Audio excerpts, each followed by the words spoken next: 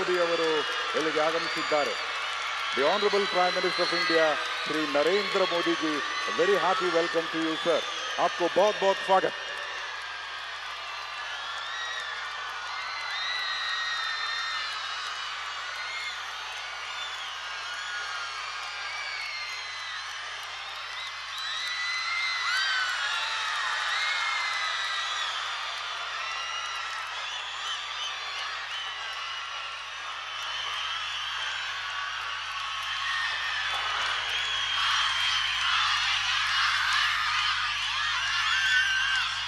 ಬಂಧುಗಳೇ, ಈ ದಿನ ನಾವು ನೀವೆಲ್ಲರೂ ಮರೆಯಲಾರದಂತಹ ದಿನ.